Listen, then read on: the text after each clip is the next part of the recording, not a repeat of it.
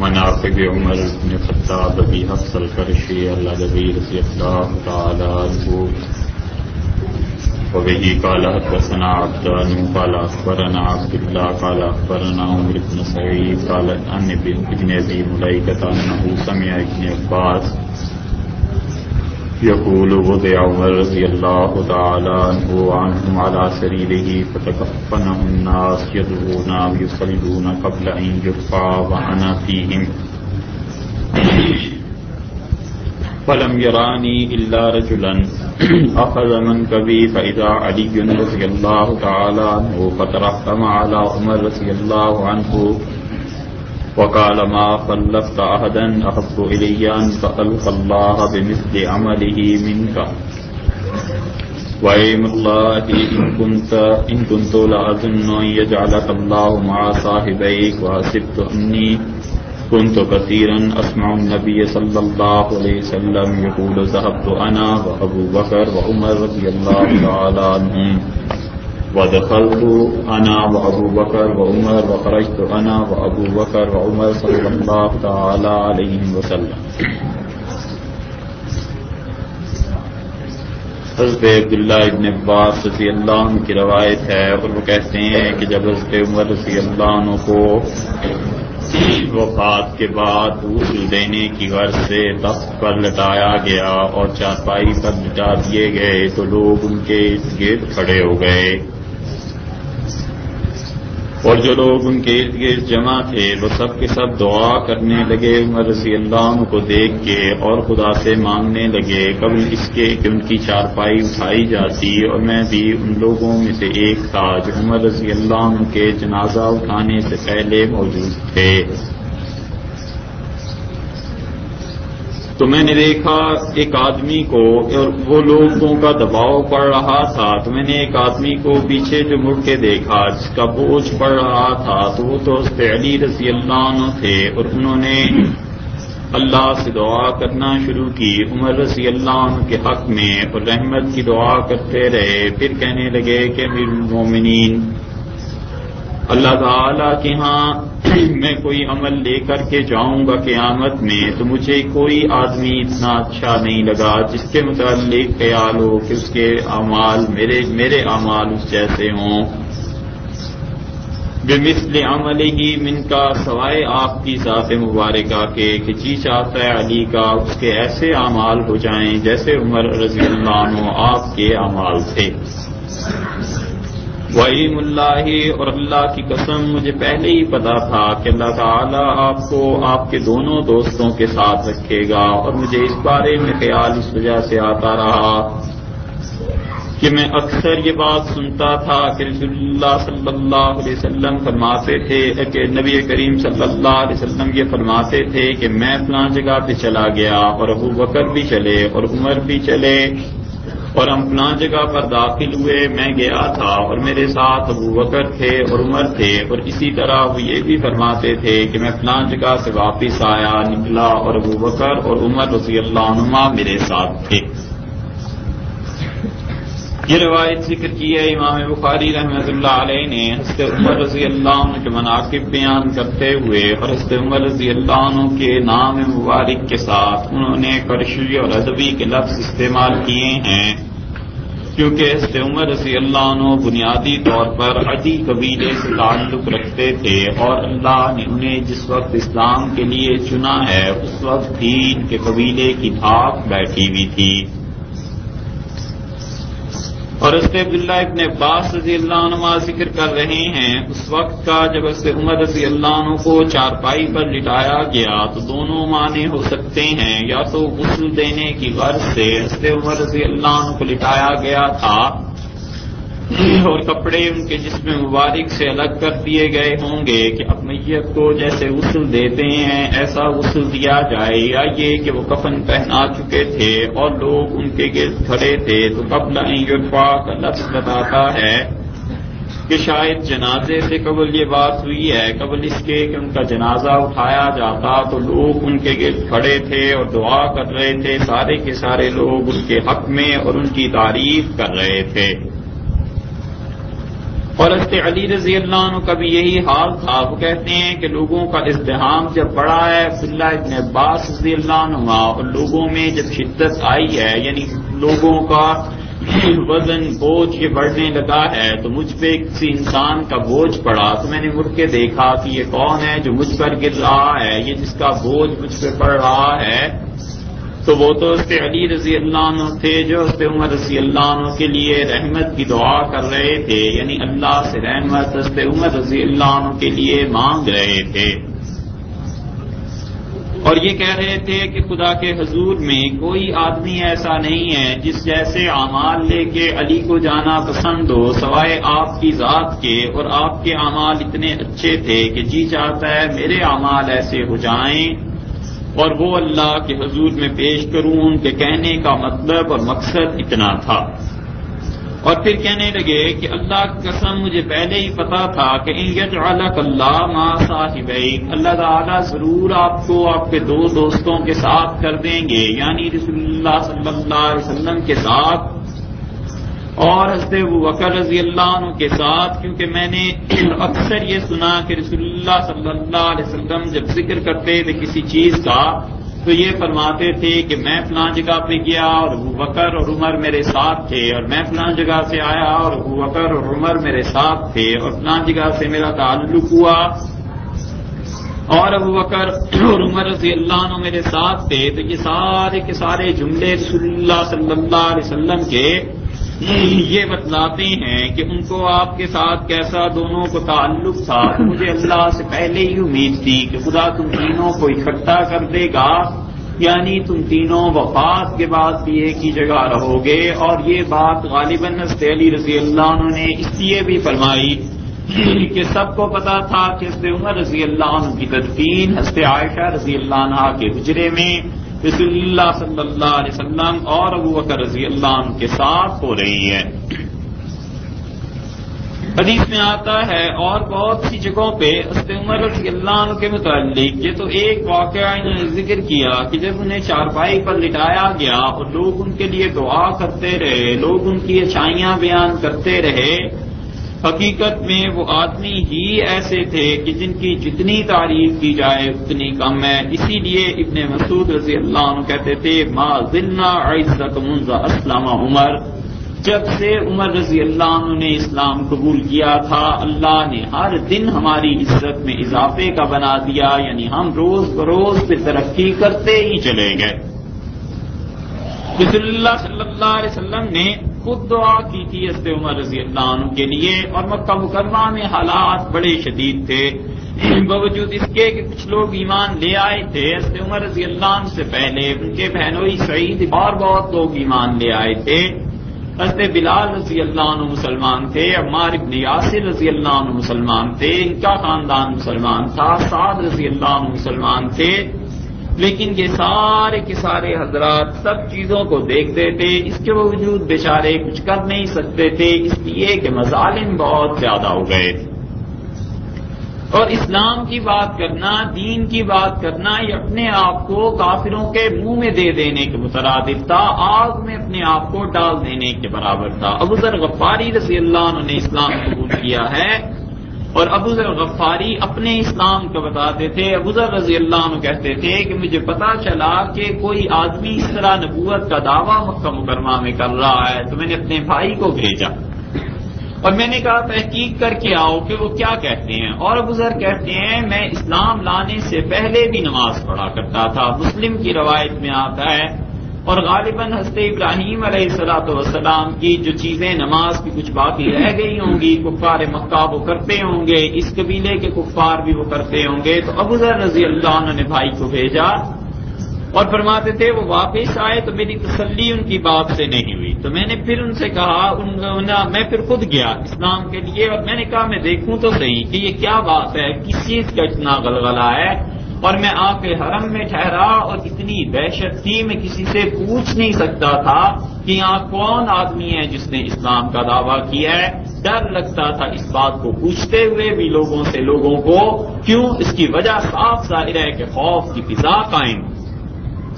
یہاں تک کہ حضرت علی رضی اللہ عنہ نے دیکھا اور یہ حرم میں رہے اور مکہ مکرمہ میں رہے ہیں حرم میں مسافر کی حیثیت سے، اور کہتے تھے میں اتنے دن رہا ہوں اور صرف زمزم پہ گزارا کرتا رہا ہوں، کھانے پینے کو کچھ نہیں تھا سوائے زمزم کے۔ اور رسول اللہ صلی اللہ علیہ وسلم نے اسی لیے فرمایا یہ بھی ہے کہ زمزم ایسی چیز ہے جو کھانے اور پینے دونوں میں کفایت کر جاتی ہے۔ تو یہ حالت ہو گئی تھی وہاں پوچھنا دشوار۔ حضرت علی رضی اللہ عنہ نے ان سے ایک دن پوچھا کہ مسافر تم کیسے آئے ہو؟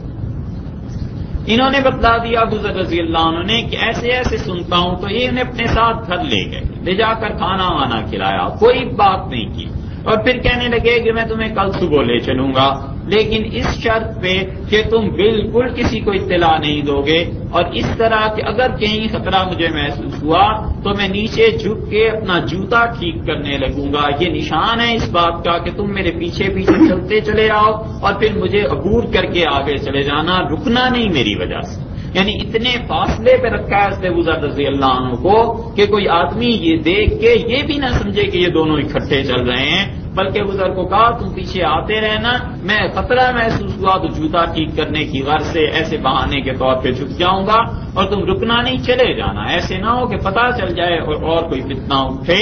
ابو ذر رضی اللہ عنہ کہتے تھے میں حضرت علی رضی اللہ عنہ کے ساتھ چلا اور جا کے میں نے اسلام قبول کیا، اور پھر جا کے جب ابو ذر رضی اللہ عنہ نے مکہ مکرمہ حرم میں اپنے اسلام کا اعلان کیا ہے، اتنی مار پڑی ہے انہیں، اتنی مار پڑی ہے کہ حضرت عباس رضی اللہ عنہ کو نہ ہوتے تو یہ اس دن شہید ہو جاتے۔ وہ آگے آئے، انہوں نے ہٹایا لوگوں کو اور کہنے لگے غفار قبیلے کا آدمی ہے، کیوں اس قبیلے سے جنگ مول لینے لگے ہو؟ وہ تو اپنے راستے بند کر دیں گے تمہاری ساری تجارت کے، پھر کیا ہو؟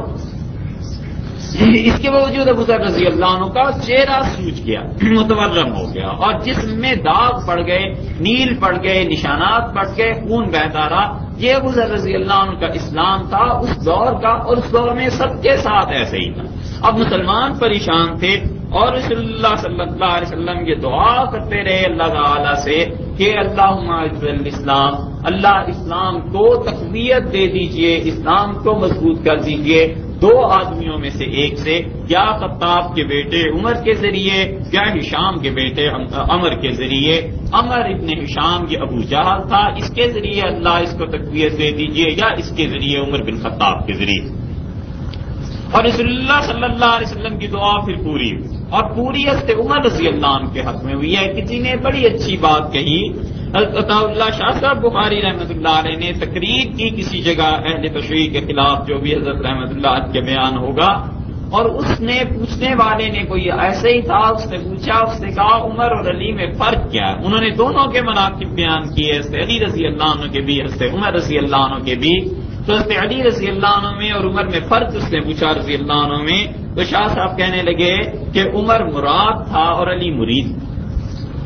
تو جو مراد اور مرید میں فرق ہوا کرتا ہے وہی فرق عمر اور علی میں تھا، اور بات بھی بالکل درست ہے۔ حضرت عمر رضی اللہ عنہ خود مانگا گیا، ان کا نام تو خود پیش کیا گیا تھا کہ یہ دے دیجیے، یہ چاہیے یا یہ چاہیے۔ اور حضرت عمر رضی اللہ عنہ کی قبولیت اسلام کا قصہ مشہور ہے۔ ان کی جو ایک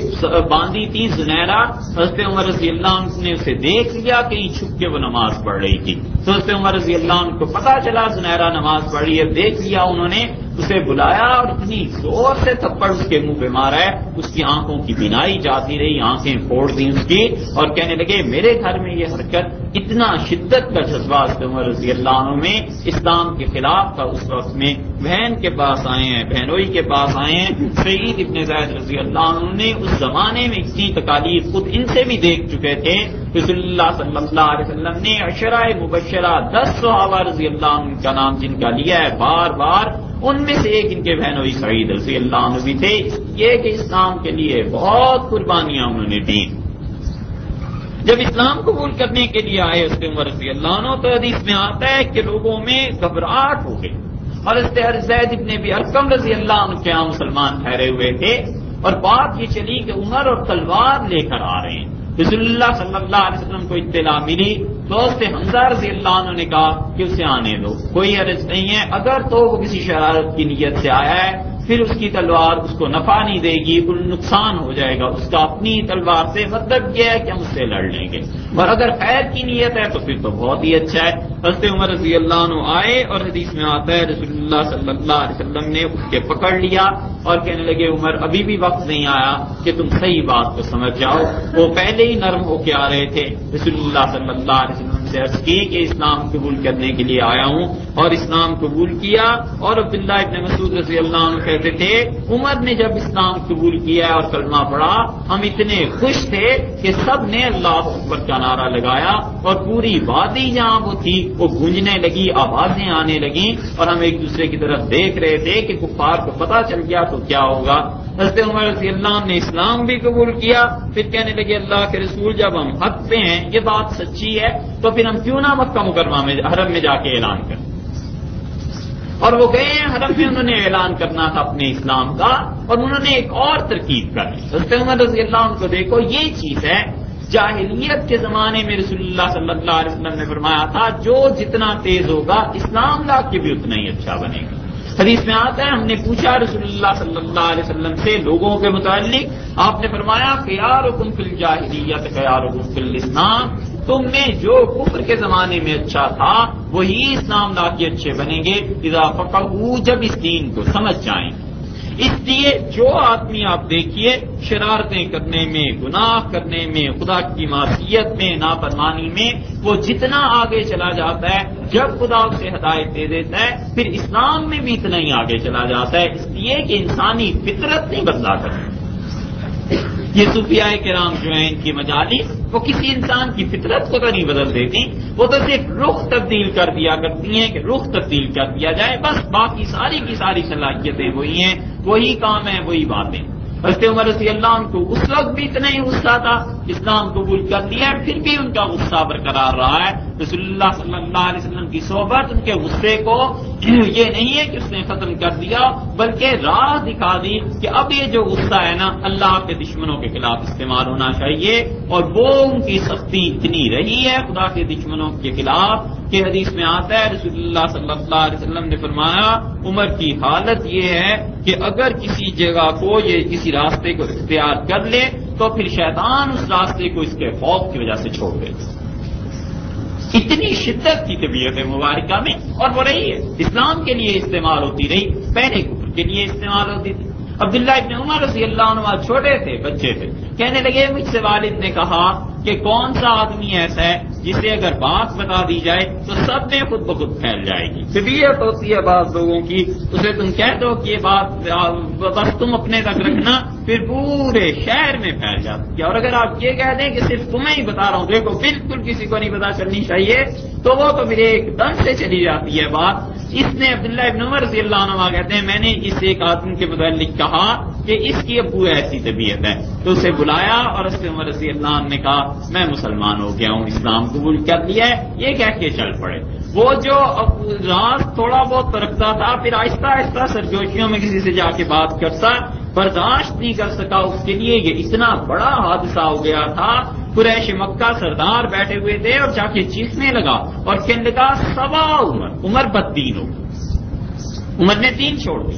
حدیث میں آتا ہے فوراً مڑے اور کہنے لگے ماں سبا تو ولیکن مسلم، بددین نہیں ہوا یہ کہہ کہ اسلام کو قبول کیا۔ بددین تو وہ ہوتا ہے جو دینی بے دین جیسے ہو جائے، کسی کا کوئی دین ہی نہ رہے، یہ نہیں ہے۔ بات یہ ہے کہ اسلم تو اسلام قبول کیا ہے، اور حضرت عمر رضی اللہ عنہ کہہ کے چل پڑے، کسی کی ہمت نہیں ہوئی اس انسان کو روک سکتا۔ اور پھر یہ سارا عرصہ وہ دیکھتے بھی رہے ہیں، مسلمانوں پہ مظالم پھر کم ہوتے چلے گئے۔ ابن مسعود رضی اللہ عنہ کہتے تھے کہ جب سے انہوں نے اسلام قبول کیا تھا بس پھر اسلام کی عزت اور طاقت میں اضافہ ہوتا رہا ہے، حتیٰ کہ رسول اللہ صلی اللہ علیہ وسلم نے ہجرت کی بات کہی تو ہجرت کی بات میں حضرت عمر رضی اللہ عنہ نے عرض کیا کہ ہمیں اجازت دے دی جائے، آپ نے ہجرت کی اجازت دے دی تو انہوں نے اپنے بہنوئی سعید ابن زید سے کہا کہ فلاں جگہ پر پہنچ کے دونوں مل جائیں گے، اکٹھے ہجرت کا سفر کریں گے۔ ہجرت کے سفر کے لیے حضرت عمر رضی اللہ عنہ نے اختیار کیا، حرم میں آئے، طواف کیا، اور ان کے بہنوئی چھپ کے گئے ہیں تاکہ ان مکہ والوں کو پتہ نہ چلے، اور چھپ کے جایا کرتے تھے ہجرت کے لیے۔ اعلانیہ ہجرت کس کا اتنا عظیم ہو سکتا تھا، خود نبی کریم صلی اللہ علیہ وسلم نے ہجرت چھپ کے کیا ہے، وقت رضی اللہ نے ہجرت خاموشی سے کی ہے۔ یہ سارے کے سارے حضرات ایسے جاتے ہیں طواف کیا، اور حدیث میں آتا ہے طواف کرنے کے بعد قریش مکہ جو بیٹھے ہوئے تھے سردار، ان کی مجلس میں آئے اور ان سے کہنے لگے کہ تم میں سے جو یہ چاہے کہ اس کے بچے اسے روتے رہیں، یتیم ہو جائیں، اور اس کی ماں بھی اسے رو لے، اور بیوی بھی اس کی بیوہ ہو جائے، عزت گزارے، نکاح کرے، تو میں ہجرت کر کے جا رہا ہوں، میرا راستہ روک لے۔ یہ کہہ کے وہ ہجرت کے لیے گئے ہیں اور کسی کی ہمت نہیں ہوئی کہ جا کے انہیں روک لے۔ ذرا دیکھو تو ایک تو یہ ہے کہ انہوں نے چھپ کے نہ ہجرت کی ہوتی، ویسے ہی چلے جاتے، ایک یہ ہے کہ چیلنج کر کے گئے کہ آؤ میرا راستہ روکو، اور لوگ کہتے ہیں کسی کی ہمت نہیں ہوئی حضرت عمر رضی اللہ عنہ کا راستہ روکنے کی۔ غفار رضی اللہ عنہ کے گھر جا کر انہوں نے قیام کیا اور رسول اللہ صلی اللہ علیہ وسلم نے مواقعات ان کی کرا دی ہے۔ پھر زید رضی اللہ عنہ ان کی مواقعات میں شامل ہو گئے تھے، اور حدیث میں آتا ہے ایک دن حضرت عمر رضی اللہ عنہ کہتے تھے میں کام کرتا تھا، تجارت کرتا تھا، اور دوسرے دن میرا بھائی وہ جو دوسرا تھا وہ تجارت وغیرہ کیا کرتا تھا، اور میں جس دن وہ کام کرتا تھا میں رسول اللہ صلی اللہ علیہ وسلم کے پاس رہتا تھا، جس دن میں کام کرتا تھا وہ وہاں رہتے۔ بدر میں شامل رہے، اور بدر میں ان لوگوں میں سے ہیں جنہوں نے بدر والوں میں کافروں کے ساتھ بہت شدید سلوک کیا۔ حضرت عمر رضی اللہ عنہ نے خود اپنے سگے ماموں کو قتل کر دیا، اور حضرت عمر رضی اللہ عنہ کے سامنے وہ آیا تو حضرت عمر رضی اللہ عنہ نے بلا تکلف گردن اس کی اڑا دی۔ وجہ اس کی یہ تھی کہ وہ سمجھتے تھے کہ ہمیں یہ کام کرنا ہے، جس چیز نے فرق کر دیا ہے وہ دین ہے، وہ اسلام ہے، رشتہ داریاں اس کے مقابلے میں کوئی چیز نہیں۔ حدیث میں کتنے صحابہ رضی اللہ عنہ کے متعلق آتا ہے، یہ عبد الرحمن ابن ابو بکر رضی اللہ عنہ بعد میں مسلمان ہوئے، ابو بکر رضی اللہ عنہ کے بیٹے، انہوں نے کہا والد بدر کے دن آپ کتنی مرتبہ میری تلوار کی زد میں آئے لیکن میں نے آپ کو چھوڑ دیا والد سمجھ کے۔ حضرت ابو بکر رضی اللہ عنہ نے کہا تو ایک مرتبہ بھی میری زد میں نہیں آیا، تو آتا تو میں بیٹا ہونے کا خیال نہ کرتا۔ یہ ہے اسلام اور شریعت کہ وہ سارے رشتوں پر اپنی ترجیح کو چاہتی ہے، وہ چاہتی ہے کہ اسے ہر چیز پر ترجیح دی جائے اور لوگ اس کے لیے قربانی دیں، اور جو انسان شریعت کے لیے قربانی دینے سے جھجکے گا وہ اتنا ہی پیچھے چلا جائے گا۔ قربانی ایسی چیز ہے جو آگے بڑھائے گی۔ ان لوگوں نے قربانیاں دی ہیں، رشتہ داریوں کو بعد میں پالا ہے، پہلے یہ دیکھا ہے کہ دین کا تقاضا کیا ہے، شریعت ہم سے کیا مطالبہ کرتی ہے، اس کام کو کیا۔ بدر کے قیدیوں کا مسئلہ ہوا اور حضرت عمر رضی اللہ عنہ نے کہا سب کو قتل کرنا چاہیے اور ہر آدمی اپنے رشتہ داروں کو قتل کرے۔ اگر یوں فیصلہ ہوتا تو دو آدمی رسول اللہ صلی اللہ علیہ وسلم کے قریبی لوگوں میں سے اس وقت گرفتار تھے، ایک حضرت عباس رضی اللہ عنہ جو چچا تھے اور ایک حضرت ربیع بن العاص رضی اللہ عنہ جو داماد۔ حضرت عمر رضی اللہ عنہ کا فیصلہ سنا، یعنی یہ بات سنی مشورہ، اور رسول اللہ صلی اللہ علیہ وسلم نے فرمایا تیرا حال عمر بالکل ایسے ہے جیسے نوح اور موسیٰ علیہ السلام کا حال تھا، دو جلیل القدر انبیاء علیہ السلام سے تشبیہ دی۔ آپ نے فرمایا نوح نے بھی اپنی قوم کے لیے دعا کی اور انہوں نے کہا رب لا تذر علی الارض من الکافرین دیارا، اللہ کافروں کا اس دنیا میں ایک گھر باقی نہ رہنے دے، سب کو برباد کر۔ انک انتظرهم، اور اللہ اگر آپ ان کافروں کو چھوڑ دیں گے یضلوا عبادک، یہ تیرے بندوں کو گمراہ کریں گے، ولا یلدوا الا فاجرا کفارا، ان کی اگلی نسلیں بھی کافر اور فاجر پیدا ہوں گی، سب کو ہلاک کر دے، برباد کر۔ اور آپ نے فرمایا تیری طبیعت تو موسیٰ علیہ السلام کی مانی، جنہوں نے فرعون کے متعلق کہا کہ پروردگار انک آتیت فرعون وملأہ، اللہ آپ نے فرعون اور اس کے سرداروں کو اموالا مال دے دیا ہے، زینۃ فی الحیاۃ الدنیا، دنیا کی زندگی کی زیبائش، آرائش اور اچھی جگہیں دے دی ہیں، اور اللہ اس بنیاد پر یہ تیرے دین کے خلاف اٹھ رہے ہیں، ربنا اطمس علی اموالہم، اللہ ان کے مالوں کو برباد کر، واشدد علی قلوبہم، اور اللہ ان کے دلوں پر مہر لگا دے، فلا یؤمنوا حتی یروا العذاب العلیم، اور اللہ اس وقت تک یہ ایمان نہ لائیں جب تک کہ تیرے عذاب کو نہ دیکھ لیں۔ موسیٰ علیہ السلام نے اتنی شدید بددعا دی ہے،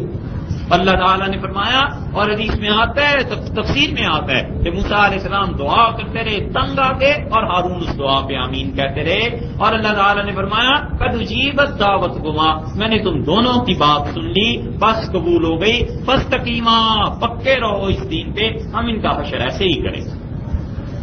ظالموں کے خلاف بددعا خود رسول اللہ صلی اللہ علیہ وسلم نے کی۔ حدیث میں آتا ہے مہینہ تک قنات شارن، ایک مہینے تک بددعا دیتے رہے رسول اللہ صلی اللہ علیہ وسلم ان قبائل کو جن قبائل نے ان کے صحابہ رضی اللہ عنہ کو بلایا تھا دھوکے سے، پھر شہید کر دیا۔ اور حدیث میں آتا ہے رسول اللہ صلی اللہ علیہ وسلم نماز پڑھاتے تھے فجر کی ہمیں، اور اس کے بعد دعا کرتے تھے کہ پروردگار مکہ مکرمہ میں فلاں لوگ رہ گئے ہیں، نماز میں یعنی رکوع سے کھڑے ہوتے تھے اور سمع اللہ لمن حمدہ کے بعد رسول اللہ صلی اللہ علیہ وسلم دعا کرنا شروع کر دیتے تھے اور فرماتے تھے کہ اللہ مکہ میں فلاں رہ گئے ہیں، انہیں نجات دے دیجیے، اور مکہ میں فلاں اللہ انہیں برباد کر، ابو جہل کا نام لے کے، عتبہ کا نام لے کے، ربیہ کا نام لے کے رسول اللہ صلی اللہ علیہ وسلم نے بددعائیں دی ہیں۔ اس لیے جو لوگ ظالموں کے خلاف کام نہیں کرتے، بددعا نہیں کرتے، وہ خود ایک گناہ اپنی رضامندی کا اظہار کرتے ہیں کہ ظلم چلتا رہے، ٹھیک ہے ہم بھی چپ ہیں۔ اتنی نفرت تو ہونی چاہیے کہ ظالم کے خلاف بددعا تو کرے، خدا سے یہ تو مانگے کہ ظالموں کو اللہ تعالیٰ برباد کر، یہ تو خدا سے مانگے کہ منافقوں سے جان چھڑا دے۔ اس دعا پہ آمین کہتے ہوئے لوگ گھبراتے ہیں، اس لیے کہ وہ ظلم کے مقابلے میں کھڑے نہیں ہو سکتے، تصور نہیں آتا، ان کے ذہن میں نہیں آتی کہ ظلم بھی کوئی چیز ہے، حالانکہ ظلم دنیا میں مچا ہو۔ اور بددعا نہ دینا رسول اللہ صلی اللہ علیہ وسلم کا وہ اپنی ذات مبارکہ کے لیے ہوا ہے کہ کسی نے ان کی توہین کی، برا کہا، نہیں پرواہ کی رسول اللہ صلی اللہ علیہ وسلم نے، مگر جہاں اسلام کا معاملہ ہے وہاں بددعائیں بھی دی ہیں، وہاں ان کے خلاف جہاد بھی کیا ہے، ان کو تباہ کرنے کی، برباد کرنے کی پوری کوششیں خود رسول اللہ صلی اللہ علیہ وسلم نے کی۔ اور یہاں بھی یہی ہوا، ہجرت کے بعد بدر میں رسول اللہ صلی اللہ علیہ وسلم نے عمر رضی اللہ عنہ سے پوچھا، انہوں نے کہا ان سب کی گردنیں اڑا دینی چاہیے، بڑی اچھی دلیل تھی۔ انہوں نے کہا اللہ کے رسول اگر شکست ہو جاتی، معاملہ الٹ جاتا اور ہم ان کے یہاں قیدی بن کے چلے جاتے تو یہ ہمارے ساتھ پھر کیا کرتے؟ یہ بھی یہی کرتے، مطلب قتل ہو جاتے ہم سارے کے سارے۔ اور حدیث میں آتا ہے مسلم میں اگلے دن رسول اللہ صلی اللہ علیہ وسلم نے فیصلہ کر دیا تھا بکر رضی اللہ عنہ کی رائے پہ، اور اگلے دن مسجد نبوی میں دونوں بیٹھے تھے کہ اب کیان اور آنسو بہ رہے ہیں۔ حضرت عمر رضی اللہ عنہ آئے اور انہوں نے کہا اللہ کے رسول کس چیز نے رلا دیا، میں رو نہ سکوں، اپنی چہرہ صورت ایسی بنا لوں۔ رسول اللہ صلی اللہ علیہ وسلم نے فرمایا عمر میں نے اللہ کا عذاب اس شہر پہ آتے ہوئے دیکھا، اس فدیے کے عوض میں جو ہم نے قبول کر لیا ہے، شجرۃ قریبۃ، اس قریب کے درخت تک خدا کا عذاب آ گیا تھا، اگر تو اور سعد اس شہر میں نہ ہوتے سارا شہر برباد ہو جاتا۔ کہ ہم نے فدیہ کیوں لیا ہے کافروں کے معاملے؟ اللہ تعالیٰ نے فرمایا یسخن، نبی کے لیے یہ شایان شان نہیں ہے کہ کافروں سے فدیہ لے کے ان کے آدمی چھوڑ دیے جائیں، انہیں تو چاہیے تھا کہ زمین کو ان کے خون سے رنگ دیتے۔ عہد میں بھی حضرت عمر رضی اللہ عنہ کا یہی حال تھا، رسول اللہ صلی اللہ علیہ وسلم نے گھاٹی میں پناہ لی اور قریب تھا کہ شہادت ہو جاتی، ایک آدمی آگے بڑھا اور اس نے رسول اللہ صلی اللہ علیہ وسلم کے کندھے پر تلوار ماری ہے، 2 زریں پہنی ہوئی تھی، ایک زرہ کٹ گئی، ایک باقی رہ گئی، اگر ایک ہی زرہ پہنی ہوتی تو وہ تلوار ضرور نیچے تک پہنچ جاتی، اور وہ اتنے شدید جھٹکے سے اس نے کھینچی اور ماری تلوار اپنی کہ رسول اللہ صلی اللہ علیہ وسلم کو 1 مہینے تک پورے جسم میں اس حصے میں درد ہوتا رہا۔ اور دیکھو عجیب بات ہے، ایک طرف سعد رضی اللہ عنہ جو اتنے جان نثار، جن کے متعلق کل آپ سے عرض کر رہے تھے، اتنے شہدائی رسول اللہ صلی اللہ علیہ وسلم کے کہ رسالت مآب علیہ الصلوۃ والسلام تیر اٹھا کے دے رہے ہیں، اپنے ماں باپ کو ان پہ قربان کرنے، دوسری طرف اسی سعد کا بھائی عتبہ، اور عتبہ نے رسول اللہ صلی اللہ علیہ وسلم کے منہ پہ پتھر مارا جس سے دانت جو تھے ان میں نقصان آ گیا۔ دونوں بھائی ہیں، سعد بھی اور عتبہ، اور دونوں کی حالت دیکھو، یہ ہے کہ ماں جنم دے دیتی ہے اولاد کو، مقدر نہیں بانٹ دیا کرتی، تقدیر کہیں اور بنتی۔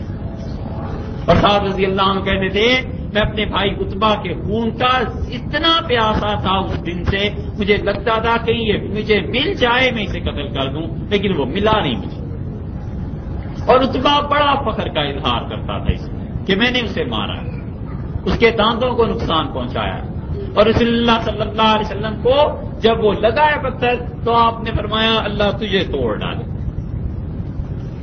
حدیث میں آتا ہے رسول اللہ صلی اللہ علیہ وسلم کی یہ بات پوری ہو گئی، اور وہ ایک دن بکریاں کہیں دیکھ رہا تھا، بہت بڑا غلہ ریور تھا اس کا پہاڑی پہ، کہ کہاں گئی بکریاں، کہاں چل رہی ہیں، اور وہ اوپر سے گرا، پیر اس کا پھسل گیا، اور جب گرا ہے تو بکریاں جمع ہونا شروع ہو گئیں اور بکریوں نے سینگ مار مار کے اس آدمی کو مار دیا، وہ بددعا سے لگ گئی۔ جو لوگ کہتے ہیں نا کہ بس دعا کبھی نہیں دیتی، وہ یہ حدیث کے چیپٹر بھی کھول کے دیکھیں، یہ کیا کہاں آتی ہیں آج؟ کیوں کفر کے مقابلے میں لوگ اتنی نرمی کا مظاہرہ کرتے ہیں؟ کیوں ظلم کے مقابلے میں لوگ کہتے ہیں جی نہیں معاف کرو جانے دو؟ اسلام کی بات جہاں آ جائے وہاں جانے کیوں دو بھئی؟ ہاتھ پکڑ کے تھپڑ کیوں نہ اس کے منہ پہ مارو تاکہ اسے سمجھ آ جائے کہ شریعت کے خلاف نہیں بولا جا سکتا۔ تو ابو طلحہ رضی اللہ عنہ نے رسول اللہ صلی اللہ علیہ وسلم کو نکالا اس سارے نرغے سے، اور وہ چاہتے تھے کہ اٹھا کر اوپر پہاڑ پر لے جائیں۔ اٹھایا ہے رسول اللہ صلی اللہ علیہ وسلم کو انہوں نے، اور تیر جب چلنے شروع ہوئے تو ابو طلحہ رضی اللہ عنہ نے اپنے پیچھے کھڑا کر لیا اور تیر روکنے لگے۔ تیر جب انہوں نے روکنے شروع کیے تو ان کے ہاتھ اب کس چیز سے روکتے، انہوں نے ہاتھ ہی آگے بازو کر دیا، اور پھر تیر لگتے رہے اور ان کا گوشت اکھڑتا رہا، ہڈی ٹوٹتی رہی۔ اتنی ہمت ہو سکتی ہے کسی انسان سے کہ کسی کے دفاع کے لیے وہ اپنا بازو آگے کر دے، گوشت پھٹ جائے، ہڈی ٹوٹنے لگے، اور 70 سے زیادہ تیر انہوں نے ایک ہی بازو پر روک لی۔ حدیث میں آتا ہے شلا یدہ، ان کا ہاتھ شل ہو گیا، ساری زندگی کے لیے بیکار ہو گیا۔ اور اس پہ علی رضی اللہ عنہ کی اس لیے جب انہوں نے بیعت کی ہے انہوں نے ابو طلحہ رضی اللہ عنہ نے، تو لوگوں نے کہا طلحہ نے وہ ہاتھ علی کے ہاتھ میں دیا ہے جو بیکار ہاتھ ہے، جس ہاتھ کا کوئی فائدہ نہیں۔ تو علی رضی اللہ عنہ نے ڈانٹ دیا، انہوں نے کہا یہ وہ ہاتھ ہے جو سب سے زیادہ قیمتی ہاتھ ہے، تم ان کا مذاق اڑاتے ہو۔ یہ علی رضی اللہ عنہ کے گرد کا حلقہ تھا جو صحابہ رضی اللہ عنہ کا مذاق اڑا رہا تھا، انہوں نے کہا تم اس کا مذاق اڑاتے ہو، یہ تو مقدس پاکیزہ ہاتھ ہے۔ بس علی رضی اللہ عنہ سے زیادہ مظلوم شخصیت کس کو کہیں اس آخری دور میں؟ ان کے دوستوں نے، ان کے ساتھیوں نے، ان کے قریب رہنے والوں نے سب سے زیادہ ان کو برباد کر دیا۔ عبداللہ ابن عباس رضی اللہ عنہ کے پاس چیزیں لائی گئیں کہ یہ علی رضی اللہ عنہ نے فیصلے کیے ہیں، وہ پڑھتے جاتے تھے پھینکتے جاتے تھے، کہتے تھے علی نے یہ فیصلہ نہیں کیا، یہ نہیں کیا، یہ نہیں کر سکتے، یہ نہیں، اور کچھ الگ کرتے جاتے تھے، اور آخر پہ پہنچ کے آدھے فیصلے ایک طرف ہو گئے اور آدھے، اور کہنے لگے کبہم اللہ، اللہ برباد کرے علی رضی اللہ عنہ کے ان دوستوں کو جنہوں نے یہ جھوٹ ان پہ۔ قوم والو، مجھے سب سے زیادہ نکموں سے جو واسطہ پڑا ہے اور سب سے زیادہ مجھے برباد ان لوگوں نے کر دیا ہے جو تم میرے دوست اور میرے قرب و جوار ہیں۔ اور پھر کہنے لگے تم اتنے نکمے ہو کہ اللہ کی قسم معاویہ اگر مجھ سے فوج کا تبادلہ کرنا چاہیں اور تم میں سے 10 دے کے اس کا ایک فوجی میں لے لوں تو میں سمجھتا ہوں پھر بھی سستا سودا ہے، تم 10 اس کے ایک کے مقابلے میں نہیں کرتے۔ اور پھر علی رضی اللہ عنہ فرمانے لگے کہ تم نے میرا اتنا حال برا کر دیا ہے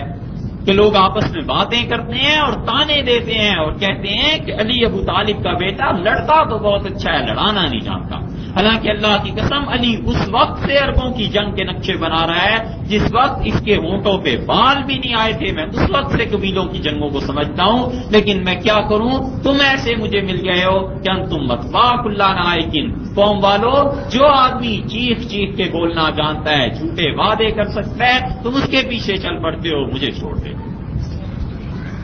یہ علی رضی اللہ عنہ کے اپنے دوستوں ہی کے متعلق شکایت۔ اسی لیے کسی نے ان سے پوچھا کیا آپ کی خلافت کیوں ناکام ہو گئی اور ابو بکر عمر کی خلافت کیوں کامیاب ہو گئی؟ تو انہوں نے کہا ابو بکر عمر رضی اللہ عنہ وغیرہ کو مجھ جیسے نائب ملے تھے، مجھ جیسے چھوٹے ملے تھے، اس لیے کامیاب ہو گئے، اور مجھے تم جیسے ملے ہیں اس لیے بربادی ہو۔ اور بات بھی درست، تو علی رضی اللہ عنہ کے زمانے میں ان کی بیعت کی ہے ابو طلحہ رضی اللہ عنہ نے، وہ ہاتھ جو شل ہو گیا تھا اس کے ذریعے سے۔ اور حدیث میں آتا ہے کہ اس سے عمر رضی اللہ عنہ نے اس موقع پہ پھر دفاع کیا ہے۔ جب ابو طلحہ اوپر لے جانے میں کامیاب ہو گئے تو اس سے عمر رضی اللہ عنہ کھڑے ہو گئے اور مسلمان جمع ہونا شروع ہو گئے، اور ابو سفیان کو پورا یقین تھا کہ رسول اللہ صلی اللہ علیہ وسلم شہید ہو گئے ہیں۔ ابو سفیان رضی اللہ عنہ اس وقت کافر تھے، جاہلیت کا زمانہ تھا، سامنے کھڑے ہوئے اور اونچی آواز سے کہا کیا فیکم محمد، تم میں محمد صلی اللہ علیہ وسلم موجود ہے؟ رسول اللہ صلی اللہ علیہ وسلم چپ رہو، بالکل جواب نہ دینا۔ پھر اس نے کہا فیکم عمر، تم میں عمر موجود ہے؟ فیکم ابو بکر، تمہیں ابو بکر موجود ہے؟ تو رسول اللہ صلی اللہ علیہ وسلم نے بالکل جواب نہ دیا جائے۔ پھر اس نے کہا فیکم عمر، تم میں عمر موجود ہے؟ تو رسول اللہ صلی اللہ علیہ وسلم نے فرمایا آپ جواب دیں۔ تو عمر رضی اللہ عنہ نے کہا نبی کریم صلی اللہ علیہ وسلم بھی موجود ہیں اور ابو بکر بھی موجود ہیں اور میں عمر بھی بول رہا ہوں، اور اللہ نے تمہاری رسوائی کا کافی سارا سامان ابھی باقی رکھا ہو تمہیں ذلیل کرنے کے لیے۔ تو ابو سفیان نے جب یہ آواز سنی تو اس نے کہا عمر میری بات سنو۔ انہوں نے اجازت دی رسول اللہ صلی اللہ علیہ وسلم سے، پھر چلے گئے۔ اس نے ابو سفیان نے پھر یہ بھی کہا اعلیٰ حبل کی جائے، حبل بت کی وجہ سے ہمیں وہ ہوئی ہے فتح۔ تو حضرت عمر رضی اللہ عنہ نے کہا اللہ عز وجل، اللہ عز وجل کے ہاتھ میں یہ ساری چیزیں۔ اس نے کہا لنا العزا ولا عزا لکم، ہماری عزا دیوی ہے جو میدان جنگ میں مدد کرتی ہے۔ حضرت عمر رضی اللہ عنہ نے جواب بھی ایسے دیا، ان کا اللہ مولانا ولا مولا لکم، ہمارا والی مدد کرنے والا اور بعد میں وارث وہ خدا ہے اور تمہارا والی وارث کوئی نہیں۔ پھر اس نے قریب بلایا، پھر حضرت عمر رضی اللہ عنہ سے پوچھا، کہنے لگا تم سچ بتاؤ اللہ کی قسم اٹھا کے، کیا واقعی ابھی یہ زندہ ہیں؟ حضرت عمر رضی اللہ عنہ نے کہا بالکل اللہ کی قسم وہ زندہ ہے، اور تو اور میں جس طرح بات کر رہے ہیں وہ اتنے قریب ہیں کہ وہ سن بھی میری اور تیری گفتگو کر رہے ہیں۔ تو ابو سفیان رضی اللہ عنہ بولے اور کہنے لگے جنہوں نے مجھے اطلاع دی تھی ان کی شہادت کی، ان سے زیادہ سچا تو وہ ہے جو ان کی زندگی کی خبر دے رہا۔ اور پھر واپس پلٹ گئے، اور حضرت عمر رضی اللہ عنہ کا ایسا ہی معاملہ ہوا۔ خندق میں بھی یہی، ان کی اپنی مسجد تھی، اپنی جگہ تھی، لوگوں کی ہمت نہیں پڑی ادھر آتے۔ حدیبیہ میں ایسے ہوا، حدیبیہ میں حضرت عمر رضی اللہ عنہ چاہتے تھے کہ کسی طرح کفار مکہ سے لڑائی ہو جائے، بس وہ پھر نہیں۔ اور حدیبیہ کے دن یہ گئے حضرت بکر رضی اللہ عنہ کے پاس معاہدے کے برعکس، اور کہنے لگے کہ جو معاہدہ لکھا گیا ہے ابو بکر، رسول اللہ صلی اللہ علیہ وسلم اللہ کے سچے رسول ہیں، یہ دین سچا ہے، پھر یہ کیوں سب کچھ ہو رہا ہے؟ انہوں نے کہا ابو بکر رضی اللہ عنہ نے کہ میں کچھ نہیں کہہ سکتا جب تک رسول اللہ صلی اللہ علیہ وسلم کچھ نہ کہے۔ جرت تو تھی، رسول اللہ صلی اللہ علیہ وسلم کے پاس چلے گئے اور کہنے کہ اللہ کے رسول یہ دین بھی سچا ہے اور ہم بھی سچے ہیں اور آپ بھی اللہ کے رسول ہیں، پھر ان ذلت آمیز شرائط پہ ہم کیوں صلاح کر رہے ہیں؟ رسول اللہ صلی اللہ علیہ وسلم نے عمر میں کچھ نہیں کہہ سکتا جب تک کہ اللہ کی طرف سے وحی نہ آ جائے،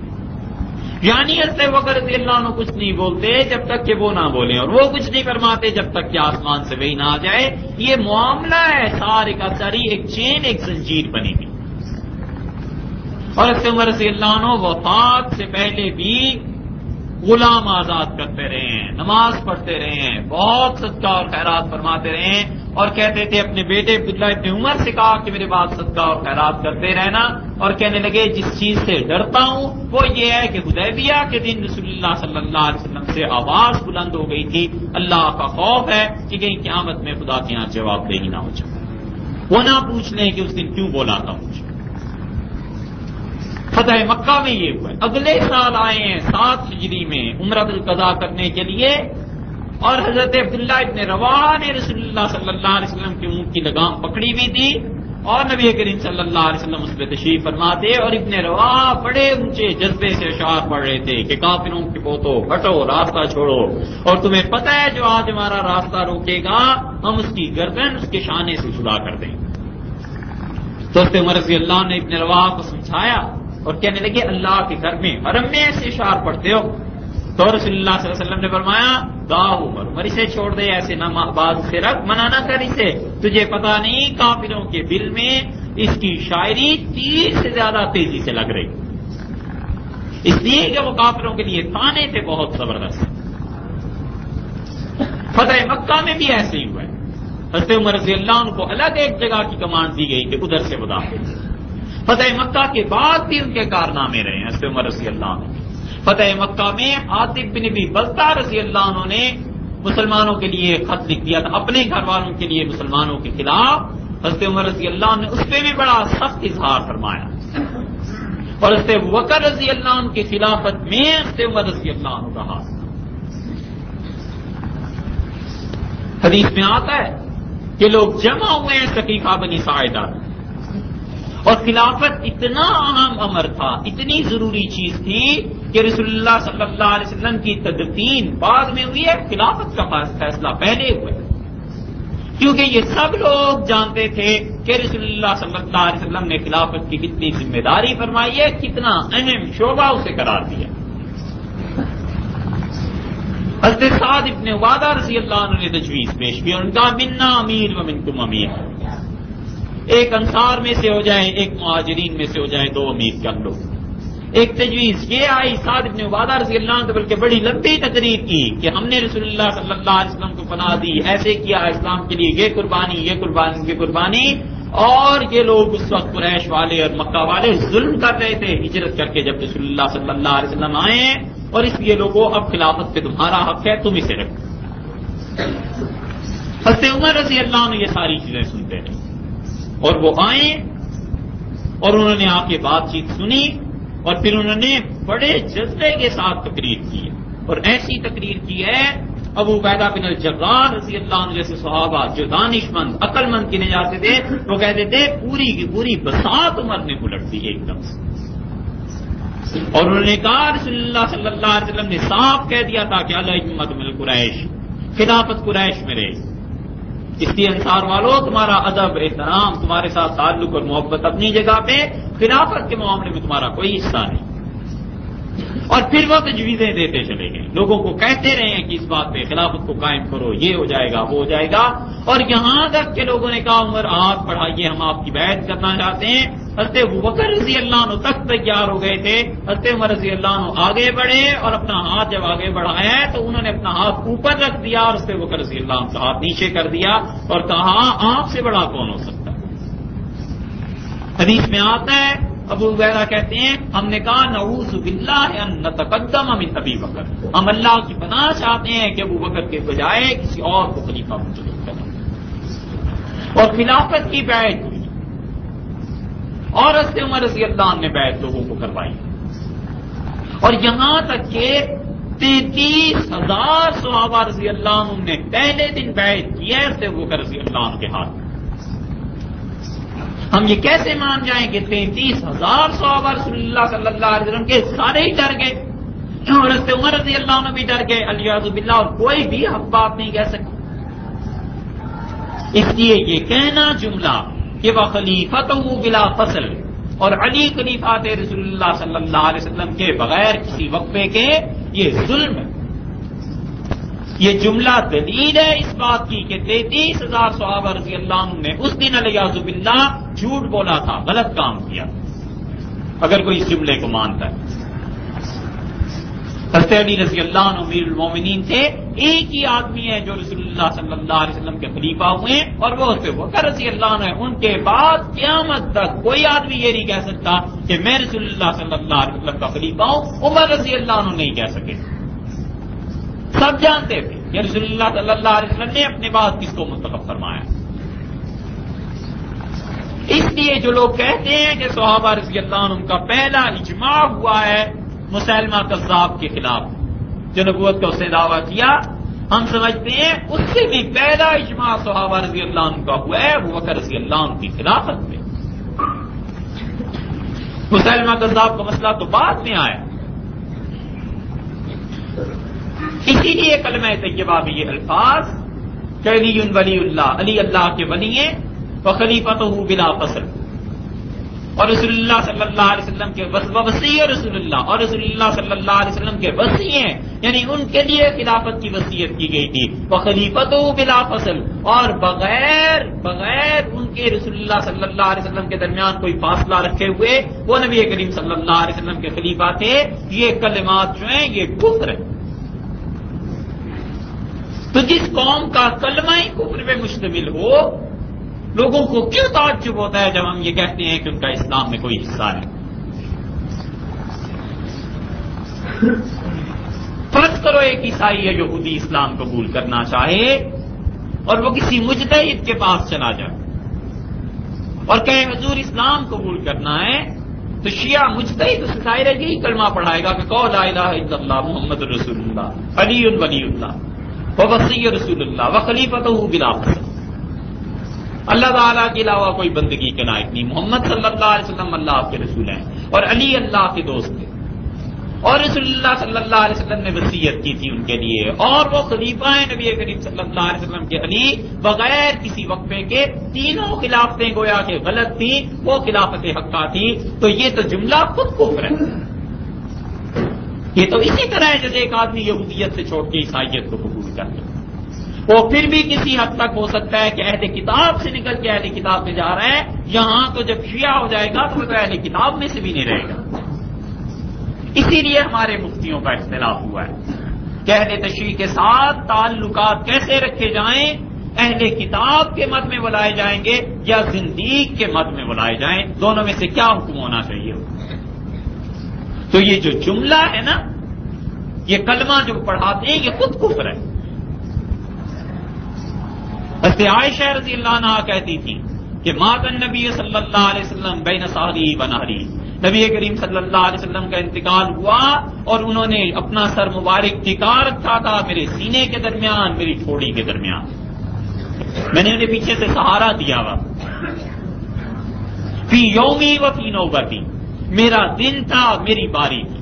اللہ سریرتی، میری چارپائی پہ رسول اللہ صلی اللہ علیہ وسلم کا انتقال ہوا ہے، میں اتنی قریب بیٹھی ہوئی تھی، اینا اوصی علی، کب انہوں نے علی کے لیے وصیت کی تھی جو ہم ان کا حق ختم کر رہے ہیں۔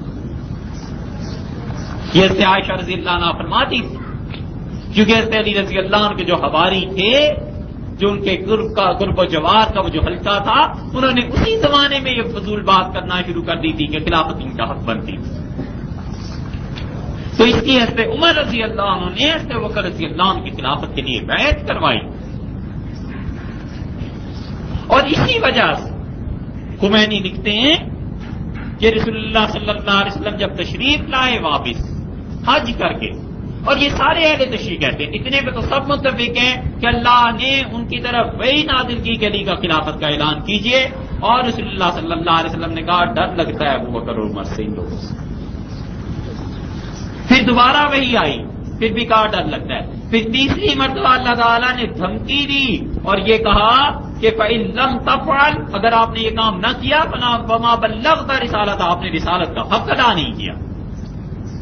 اور اس کے بعد رسول اللہ صلی اللہ علیہ وسلم اٹھے اور خلافت کا اعلان پھر بھی نہیں کیا، بس یہ کہا کہ من کنت مولا فعلی مولا، جس کے ہم مولا وارث ہیں اس کا علی مولا۔ اتنی حدیث کہ من کنت مولا فعلی مولا، یہ تو ہمارے یہاں بھی ہے اور صحیح حدیث ہے، لیکن اس کے پیچھے یہ پورا جھوٹا قصہ ہے، یہ سب جھوٹ ہے۔ ہم کیسے مانیں کہ رسول اللہ صلی اللہ علیہ وسلم پر وحی آ جائے اور وہ اس کا اعلان نہ کرے، الیاذ باللہ؟ کیا اسلام ہے؟ اگر یہ اسلام ہے تو بس پھر اس سے باز بنے، جہاں نبی بھی اتنا ڈر جائے اپنے ساتھیوں سے کہ الیاذ باللہ سچی بات نہ کہہ سکے۔ اور اس سے بڑھ کر خمینی صاحب حق الیقین کی جو تعریف کرتے ہیں، اور خمینی صاحب جن کتابوں کے متعلق کہتے ہیں بار بار کہ ان کا عقیدہ رکھنا چاہیے، ان کو بھی کسی دن کھول کے دیکھو۔ خمینی صاحب فرماتے ہیں کہ ابو بکر اور عمر نے کہا جب وہ اعلان کر رہے تھے رسول اللہ صلی اللہ علیہ وسلم حضرت علی رضی اللہ عنہ کے متعلق کہ من کنت مولا فعلی مولا، جس کے ہم مولا ہیں نہیں اس کے مولا ہیں، تو ابو بکر اور عمر نے آپس میں ایک دوسرے سے کہا کہ اس آدمی کو دیکھو تدور عینیہ، اس کی آنکھیں محمد صلی اللہ علیہ وسلم کی ایسے گھوم رہی ہیں جس سے پاگل آدمی کہیں دیکھ رہا ہوتا ہے، دیوانہ ہو گیا ہے یہ تو وہ عقیدہ ہے۔ اس لیے یہ کون مان جائے اس ساری کتاب؟ خلافت حضرت بکر رضی اللہ عنہ کو دی گئی اور وہ بلا شبہ بلا فصل خلیفہ تھے رسول اللہ صلی اللہ علیہ وسلم کے، ان کے علاوہ کوئی نہیں۔ پھر حضرت عمر رضی اللہ عنہ کو اپنا انتخاب حضرت بکر رضی اللہ عنہ نے کیا، اور جب حضرت عمر رضی اللہ عنہ کا انتخاب ہونے لگا انہوں نے پوچھا ہے لوگوں سے، حضرت بکر رضی اللہ عنہ کہ تمہارا کیا خیال ہے، میں خلافت اگر عمر کو دے دوں؟ لوگ کہتے رہے کہ حضرت عمر رضی اللہ عنہ کی مزاج میں شدت ہے۔ عبداللہ ابن مسعود سے پوچھا ہے حضرت بکر رضی اللہ عنہ نے بلا کے، تو ابن مسعود نے کہا اب عمر کا نام نہ لکھیے گا، وہ تو بہت سخت ہیں۔ حضرت بکر رضی اللہ عنہ نے جب فیصلہ کر لیا کہ خلافت عمر کو دینی ہے، اپنی جگہوں میں رکھنا ہے، تو ابن مسعود نے کہا اتق اللہ ابو بکر، اللہ سے ڈریے، کس کو ہمارے سر پر بٹھا کر جا رہے ہیں؟ تو حضرت بکر رضی اللہ عنہ نے کہا مجھے بٹھا دو۔ خوف بڑھ گیا تھا، بٹھائے گئے، تکیہ لگایا گیا پیچھے، تو کہنے لگے ابن مسعود، بڑا اچھا جواب دیا، کہنے لگے ابن مسعود اللہ اور عمر دونوں کو تجھ سے زیادہ اچھی طرح میں جانتا ہوں،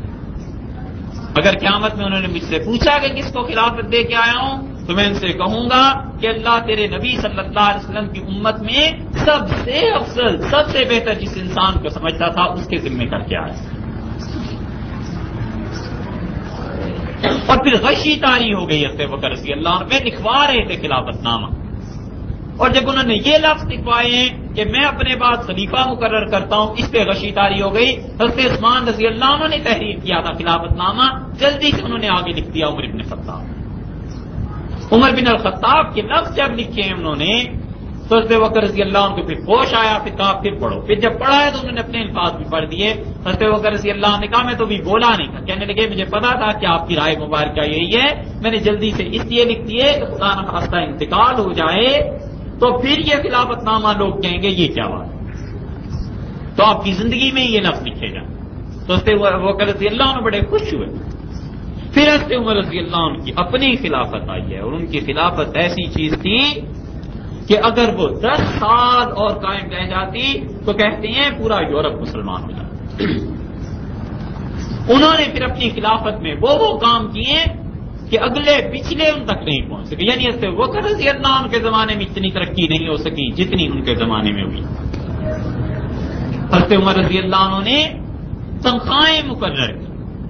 حضرت بکر رضی اللہ عنہ نے تنخواہیں مقرر کی. حدیث میں آتا ہے انہوں نے کہا کہ سب کی تنخواہ ایک ہوگی اس مملکت میں، کوئی تفریق نہیں ہوگی بڑے چھوٹے میں. اور حضرت بکر رضی اللہ عنہ کا دور ختم ہوا اور ان کا آیا، انہوں نے تفریق کر دیا.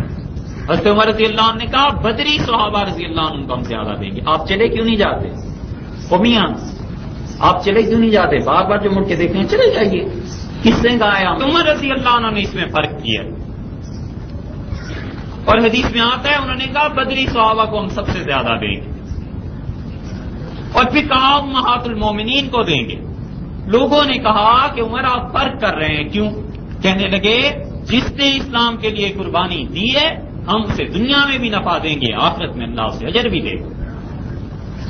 لوگوں نے کہا ابو بکر رضی اللہ عنہ نے ایسے نہیں کیا. کہنے لگے میں نے ابو بکر سے یہ کہا تھا، وہ مانے نہیں میری بات، اور کہنے لگے ان سب کو اجر آخرت میں لینے دو، دنیا میں ان کے مراتب میں کوئی فرق نہ تھا.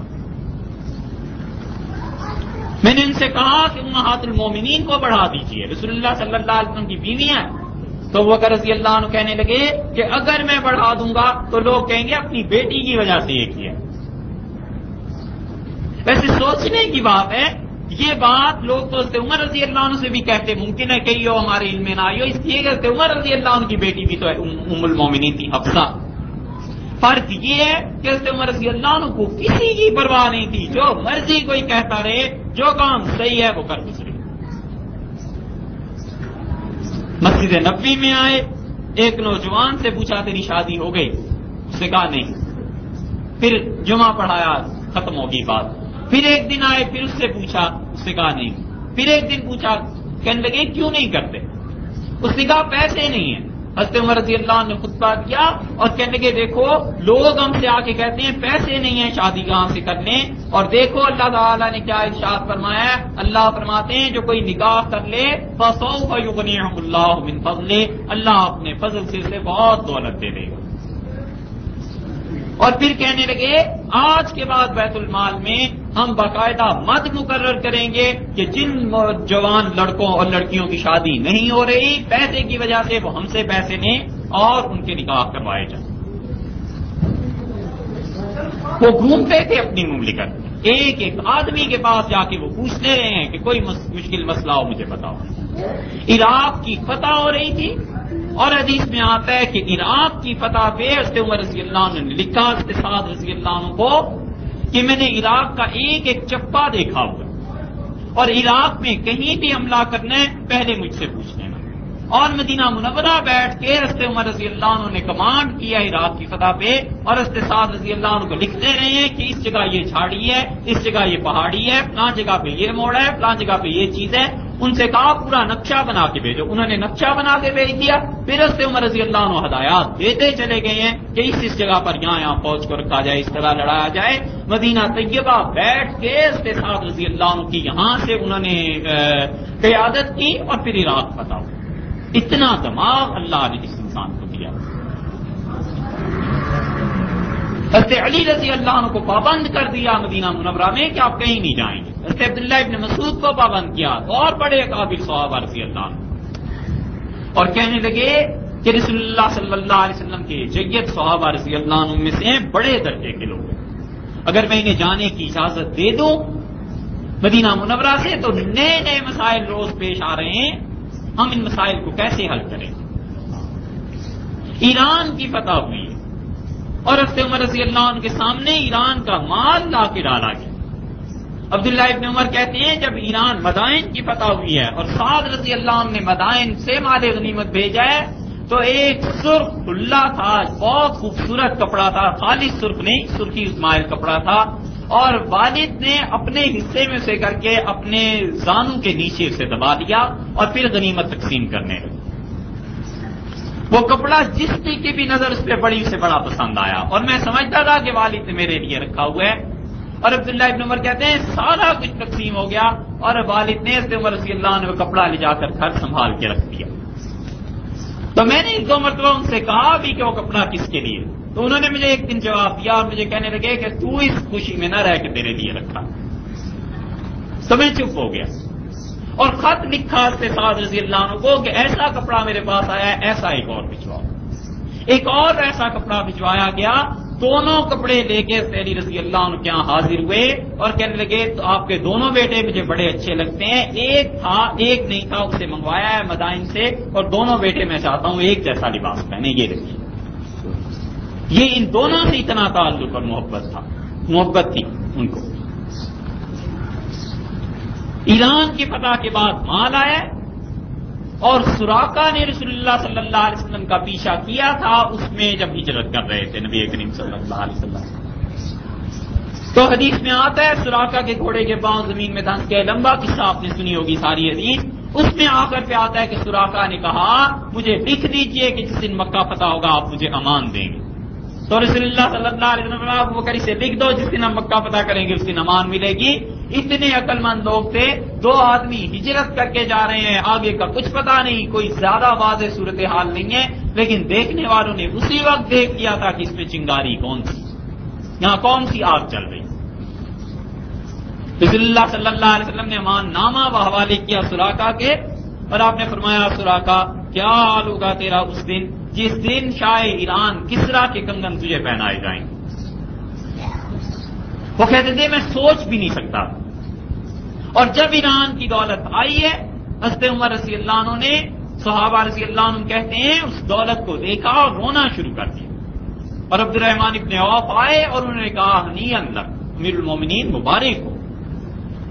اللہ نے اتنا پیسہ بھیج دیا ہے مسلمانوں کی ساری ضروریات میں خرچ ہوگا، مسلمان خوشحال ہو جائیں گے.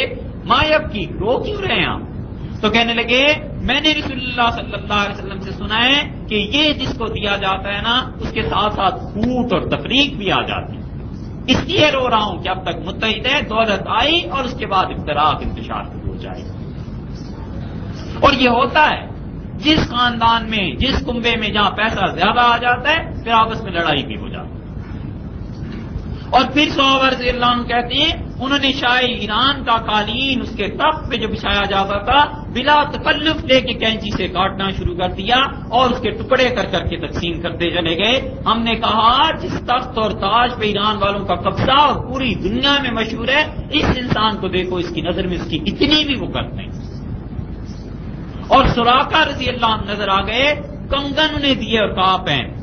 انہوں نے ہچکچاہٹ کا اظہار کیا تو کہنے لگے میں رسول اللہ صلی اللہ علیہ وسلم کی بات کو پورا کرنا چاہتا ہوں، انہوں نے ہی تو تجھ سے کہا تھا کہ تو شاہ ایران کے کنگن پہنے. پھر وفات ہو گئی، شہادت کے لیے حملہ ہوا ہے حضرت عمر رضی اللہ عنہ پہ اور عبداللہ ابن عباس رضی اللہ عنہ چلے گئے. بخاری میں آگے دیکھو ایک روایت یہ آتی ہے اور کہتے ہیں لما طعن عمر، جب عمر رضی اللہ عنہ کو نیزہ مارا گیا جعل یعلم تو تکلیف بہت شدید تھی. حضرت عمر رضی اللہ عنہ کو خنجر جو لگا ہے تو آپ نے پہلا جملہ یہ کہا کہ اس کتے کو پکڑو. اور عبد الرحمن ابن عوف کو حضرت عمر رضی اللہ عنہ نے اپنی جگہ آگے کر دیا کہ وہ نماز پڑھائیں. پھر انہوں نے نماز پڑھائی ہے صبح کی بہت مختصر. فقال له ابن عباس رضی اللہ عنہ نے کہا حضرت عمر رضی اللہ عنہ سے کہ یا امیر المومنین، اے امیر المومنین، وَلَئِنْ كَانَ ذَاكَ لَقَدْ صَحِبْتَ رسول اللہ صلی اللہ علیہ وسلم فَأَحْسَنْتَ صُحْبَتَهُ،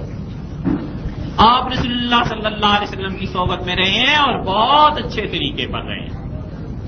بڑی اچھی صحبت تھی آپ کی ان کے ساتھ. ثم فارقت، پھر ان سے علیحدگی ہوئی، وهو عنك راض، اور رسول اللہ صلی اللہ علیہ وسلم دنیا سے اس حال میں گئے ہیں کہ وہ آپ سے خوش تھے، راضی تھے. ثم صحبت ابا بکر، پھر ابو بکر کے ساتھ آپ رہے ہیں، فاحسنت صحبته، پھر ابو بکر رضی اللہ عنہ کی صحبت بھی آپ کے ساتھ بڑی اچھی رہی. ثم فارقت وهو عنك راض، اور ابو بکر دنیا سے گئے ہیں، وہ بھی آپ سے خوش تھے، راضی تھے. اتنے خوش قسمت ہیں آپ. ثم صحبت صحبتهم، پھر رسول اللہ صلی اللہ علیہ وسلم کے عام صحابہ رضی اللہ عنہ کے ساتھ آپ کی مجلسیں رہی ہیں، یعنی امیر المومنین آپ ہو گئے تھے. فاحسنت صحبتهم، اور آپ نے سب کا حق ادا کیا ہے، سب صحابہ رضی اللہ عنہ آپ سے خوش ہیں. وَلَئِنْ فَارَقْتَهُمْ، اور اگر آپ کی شہادت ہو جائے، لَتُفَارِقَنَّهُمْ وَهُمْ عَنْكَ رِضْوَانٌ، تو دنیا سے آپ امیر المومنین اس حال میں جائیں گے کہ رسول اللہ صلی اللہ علیہ وسلم کے سارے صحابہ رضی اللہ عنہ آپ سے راضی.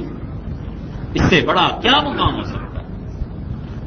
اب حضرت عمر رضی اللہ عنہ بولیں اور دیکھو کیا جملہ انہوں نے کہا. کہنے لگے اما ما ذکرت من صحبت رسول اللہ صلی اللہ علیہ وسلم ورضاہ،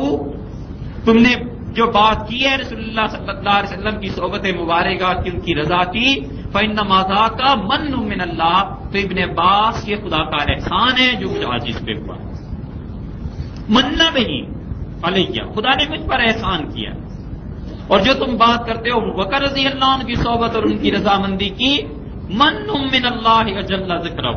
اللہ کا ذکر بلند رہے، یہ اس ذات کا احسان ہے جو خدا نے مجھ پہ کیا تھا کہ وہ مجھ سے خوش تھے. مننا بھی علیہ، خدا کا احسان. وَأَمَّا مَا تَرَىٰ بِهِ بِي مِن جَبْعِي، اور جو تو دیکھ رہے ہیں میرے چہرے پہ گھبراہٹ کے آثار ہیں، میں کچھ پریشان ہوں، فَهُوَ مِنْ أَجْلِكَ وَمِنْ أَجْلِ أَصْحَابِكَ، میں تمہاری وجہ سے پریشان ہوں کہ میرے بعد خلافت کا معاملہ کیا بنے گا. یہ ہے خلافت کی اہمیت کہ فرماتے ہیں مجھے تمہاری وجہ سے کچھ پریشانی ہو رہی ہے. اور میرا اپنا حال یہ ہے کہ واللہ لو ان لی طلال ارض ذهبا، خدا کی قسم میرے پاس اتنا سونا ہوتا کہ پوری زمین بھری بھی ہوتی، لافتدیت، تو میں خدا کے راستے میں خرچ کر دیتا، بہی من عذاب اللہ قبل ان ارا، قبل اس کے کہ خدا مجھے اپنا عذاب دکھائے. میں اتنا ڈرتا ہوں، اتنا سونا ہوتا تو میں خدا کے راستے میں دے دیتا کہ خدا مجھے اپنے عذاب سے محفوظ رکھے. اور دوسری جگہ لفظ یہ آتے ہیں کہ انہوں نے کہا کہ لا لیا ولا علیہ، عمر تو یہ چاہتا ہے کہ خدا نہ یہ پوچھے کیا نیکی کی، نہ یہ پوچھے کیا گناہ کیا، بس ادھر ادھر ہی اللہ جنت میں بھیج دے، مجھے سامنے نہ لانا. یہ اس انسان کا حال ہے جس کی ساری زندگی مسلمانوں کی خدمت میں گزری ہے اور پھر بھی یہ حالت. اور حضرت علی رضی اللہ عنہ دعا کر رہے ہیں اور کہتے ہیں عمر کوئی آدمی ایسا نہیں جس کے اعمال لے جانے مجھے اللہ کے حضور میں پسند ہوں سوائے آپ کے. وَأَيْمُ اللَّهِ، اور اللہ کی قسم مجھے پہلے ہی پتا تھا کہ تو اپنے دو ساتھیوں کے ساتھ رہے گا، یعنی رسول اللہ صلی اللہ علیہ وسلم کے ساتھ اور ابو بکر رضی اللہ عنہ کے ساتھ.